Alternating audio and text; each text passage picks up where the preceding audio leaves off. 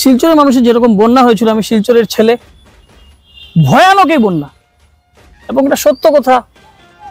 করিমগঞ্জ, হাইলাকান্দি, আশেপাশের বিভিন্ন স্থান, কাটলিছড়া, বিভিন্ন স্থানের মানুষেরা যেভাবে পানীয় জল দিয়ে বিভিন্ন এনজিও আমাদের যা সহায়তা করেছেন, শিলচরের একজন ছেলে আমরা কৃতজ্ঞতা জ্ঞাপন করছি। আবার সুযোগ পেলাম অরূপদার কথাতে এই কৃতজ্ঞতা জ্ঞাপন করার। আপনারা যথেষ্ট সহায়তা করেছেন এবং সত্যি কথা রাধারমণ আশ্রমের ব্যাপারটাও আমরা জানি, আমরা সহায়তা পেয়েছি।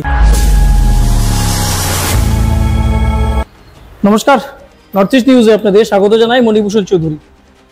আমরা আছি করিমগঞ্জ জেলাতে বাড়িগ্রাম রাধারমণ আশ্রমে। শ্রী শ্রী রাধারমণকে আমরা অত্যন্ত শ্রদ্ধা করি।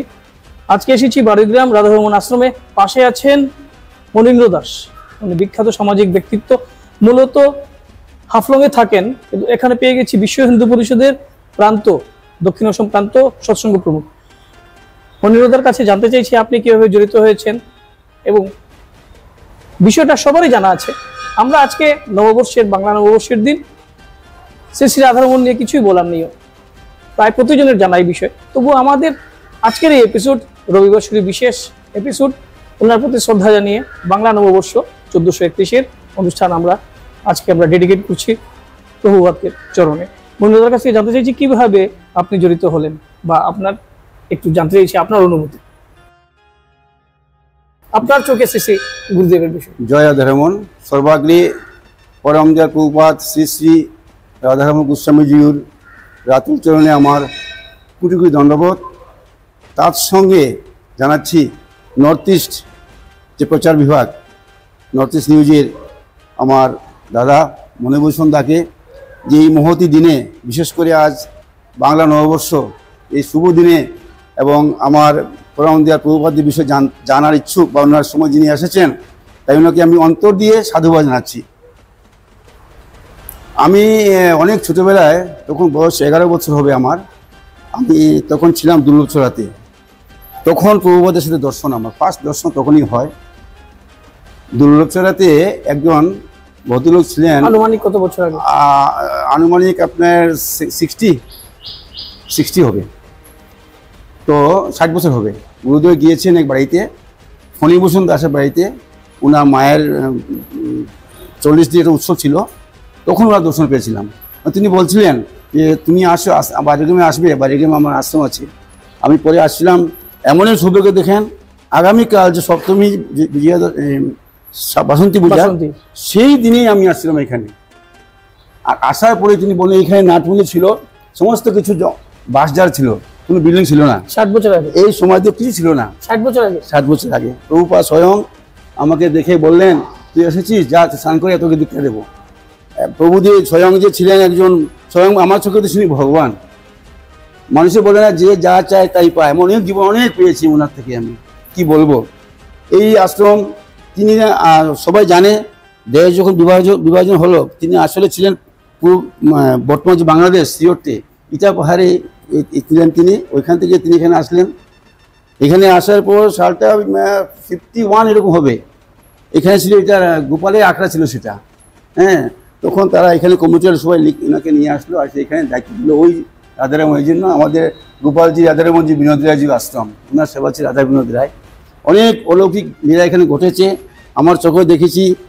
মানুষ এখনও এই সমাধি প্রভুপাদের এখানে এসে অনেক মানুষ, অনেক পাগল আছে, অনেক সন্তান পায় না, এখানে মানুষ করে পেয়ে যায়। আমাদের কাছে অনেক বুড়ি প্রমাণ আছে।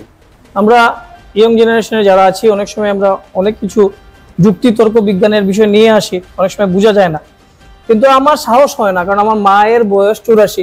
আমি আগেই বললাম প্রভুপাদ, আমার মায়ের নামকরণ প্রভুপাদ নিজে করেছেন। মায়ের সম্পর্কে মামা হন উনি, এবং মা ওনার কুলে বড় হয়েছেন। মা এমন কিছু বিষয় প্রভুপাদের বিষয়ে বলেন, ওনার লীলা প্রসঙ্গে বলেন, মা যেরকম শ্রদ্ধা করে বলেন, আমাদের সাহস নেই কিছু বলার।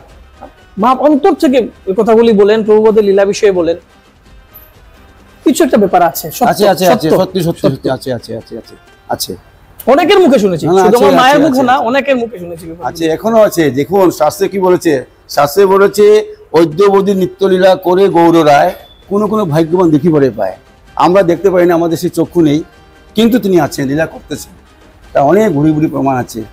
নাম নিয়ে অনেকে কাজ হয়ে যায়, ওনার নাম নিয়ে রাধারমন বলে অনেক অনেক বড় বড় কাজ হয়ে যায়, এখনো হচ্ছে। মনিরুদ্ধা অনেক বছর থেকে আছেন। হ্যাঁ, আমি তো বললাম যখন 11 বছর তখন থেকে আমি আছি, এখনো আছি। আপনার জানা বিষয়ে কোনো লীলা বিষয় কিছু আছে?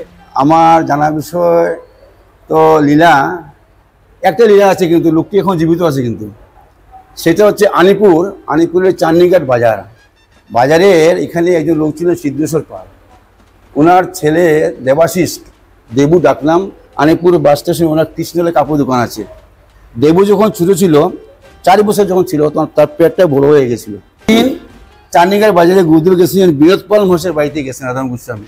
এই নামটা আমার জানা আছে মায়ের মুখ থেকে। আচ্ছা, তখন একজন লোক এসে বলছে, দেবুর মাকে বলছে, সিদ্ধেশ্বর পালের যিনি ওয়াইফ যে বলছে, তোমার দেবুকে নিয়ে ওখানে যাও না, ওখানে তো একজন গুরুদেব আসছেন রাধারমণ, ওনার কাছে গেলে হয়তো কিছু হতে পারে। ডাক্তার বলছে ও বাঁচবে না। তখন ওই তার মা দেবুকে নিয়ে ওই বাড়িতে গেলেন। যাওয়ার পরে গুরুদেব চেয়ারে বসেছিলেন। আরে কি হয়েছে, এদিকে আয়, এখানে রাখ। তিনি বলছেন, যেমনি রাখছে পায়ের নিচে, আর গুরুদেব এই বাচ্চাটার পায়ের পেটের মধ্যে পাও দিয়ে উপরে দাঁড়িয়ে গেছে। সঙ্গে সঙ্গে দেবু সুস্থ। আজকে আপনার দেখেন আলিপুরে কৃষ্ণলাল কাপড়ের দোকান, ও কোটিপতি মানুষ। এটাই আমার একটা বড় প্রমাণ। ধন্যবাদ মনিরুদ্ধা, আপনাকে লম্বা করছি না বিষয়টা, এমন একটা বিষয়। ধন্যবাদ আপনাকে। নমস্কার। পেয়ে গেছি অরূপ রায়। অরূপদা সাংবাদিক জগতে আমাদের সিনিয়র একজন সাংবাদিক, ওনার কাছে অনেক কিছু শিখি। অরূপদাকে পেয়ে গেলাম এবং উনি ওতপ্রোতভাবে জড়িত এই রাধারমণ আশ্রমের সাথে। আমার প্রশ্ন অরূপদাকে, সামাজিক কাজে এই আশ্রমের কি সম্পর্ক রয়েছে? নমস্কার, আপনাকে নর্থ ইস্ট নিউজকে অসংখ্য ধন্যবাদ। আমি এলপি স্কুল থেকে এখানে পড়াশোনা করছি। ছোট থেকে আমরা গ্রাম পিছনে বাসা, এদিকে আমরা আসা যাওয়া করতাম বাড়ি গ্রামে। হ্যাঁ, তো যার ফলে আশ্রমের অনেক কিছু আমরা ছোট থেকে দেখে এসেছি। তো যদিও অনেক কিছু শোনাও আছে, অনেক অলৌকিক ঘটনা আছে যা শেষ হবে না বলে, গুরুদেবের অনেক ঘটনা। তো যেহেতু আপনি বলেছেন যে আশ্রমের ধর্মীয় প্রতিষ্ঠান, পাশাপাশি সামাজিক অবদান, যেটা আমি যদি 1971 ইংরেজি ধরি, যখন বাংলাদেশ থেকে বিতাড়িত মানুষ এসেছে, তখন সেই সব স্কুল এবং বিভিন্ন জায়গায় মানুষ থাকার ব্যবস্থা হয়েছে। গুরুদেব এখান থেকেই মানে খিচুড়ি বা বিভিন্ন ধরনের প্রসাদ বানিয়ে সবাইকে দিয়েছেন। দীর্ঘদিন ওরা প্রসাদ সেবা করেছে, তো মানুষকে আশ্রয় দিয়েছেন, নানাভাবে আশ্রয় দিয়েছেন। 71 বাংলাদেশ স্বাধীনতার আগে থেকে যেভাবে বিতাড়িত শুরু হয়েছে। তাছাড়াও বারোইগ্রামে অনেক জায়গা আছে, একদম স্বল্প মূল্যে গুরুদেবের থাকার জন্য জায়গা দিয়েছেন। অনেক বড় বড় বাড়ি এরা বিক্রি করতে পারছে না, কারণ যেহেতু এখনো গুরুদেবের নামে জায়গা, মানে থাকার জন্য গুরুদেব আশ্রয়, মানে বিভিন্ন ক্ষেত্রে গুরুদেব আশ্রয় দিয়েছেন মানুষকে। সামাজিক অবদানের ক্ষেত্রে যদি আমরা বলি, যখনই কোনো বিপর্যয়, প্রাকৃতিক বিপর্যয় হয়, আশ্রম থেকে সেবামূলক কাজে বেরিয়ে যাওয়া হয়। শুধু আশ্রম নয়, আমরা যদি করোনাটা দেখি, বিগত করোনায় আমাদের ত্রিপুরার থেকে গুয়াহাটি পর্যন্ত, মণিপুর, সব জায়গায় যত জায়গায় আমাদের ভক্তরা আছে, গুরুদেবের নাম করে প্রত্যেকটা জায়গায় ভক্তরা বিভিন্নভাবে করোনাতে মানুষের সাহায্য এগিয়ে এসেছে। কত আর্থিক সাহায্য করেছে, কত সামগ্রী দিয়ে সাহায্য করেছে। আমরা যদি প্রাকৃতিক যেমন বন্যা আসে, বন্যায় প্রতি বৎসর বন্যায় আমরা গিয়েছি, বিভিন্ন জায়গায় দিয়েছি। গতবার 2 বছর আগে শিলচরে বন্যা হয়েছিল, আমরা এখান থেকে এবং করিমগঞ্জ থেকে ট্রাক দিয়ে সামগ্রী নিয়ে। একটু থামালাম। ব্যাপার হচ্ছে, আমরা সংবাদ জগতে যেরকম আছি, আমরা বিভিন্ন সাংস্কৃতিক কাজেও থাকি, একটু ইমোশনাল।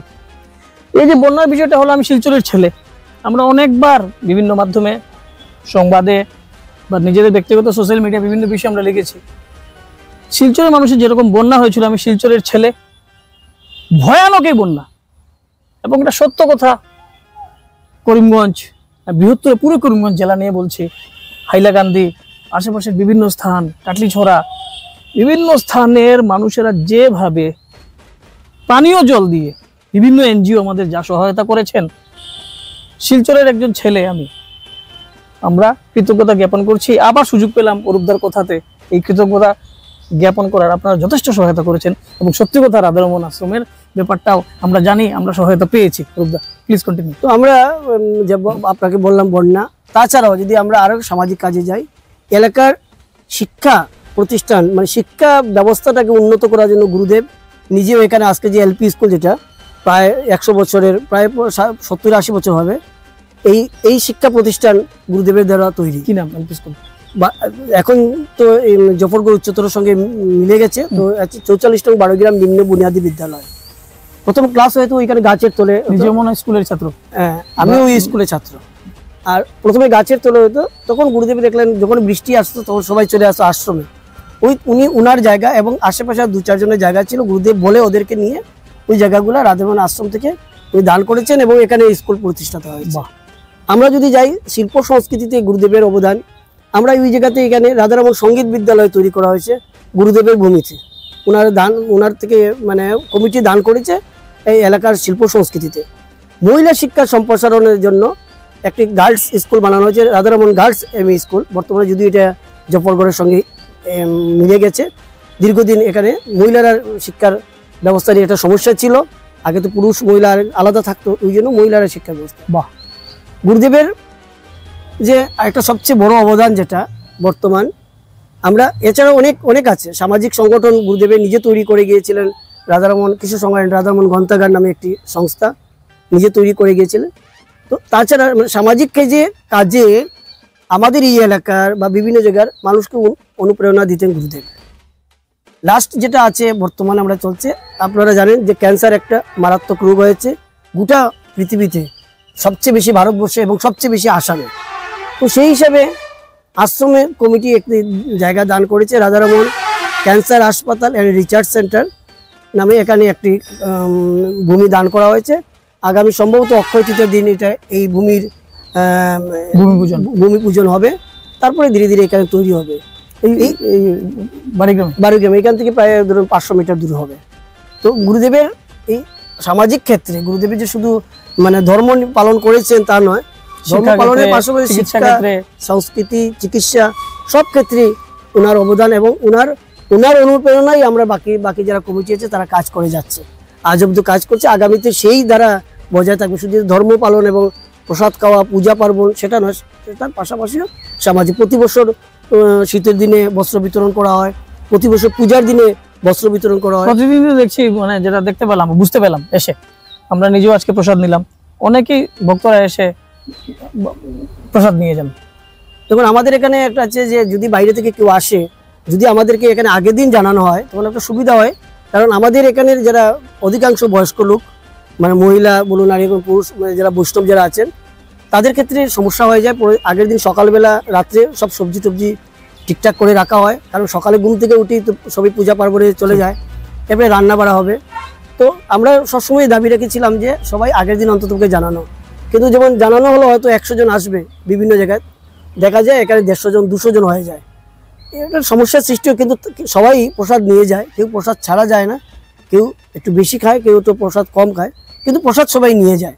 তো আমরা আবারও আপনার মাধ্যমে আবেদন জানাবো, যারাও আসবেন বাইরে থেকে অন্তত একবার ফোন করে আশ্রমকে জানিয়ে দেবেন, তাহলে আপনার সুব্যবস্থা করবো।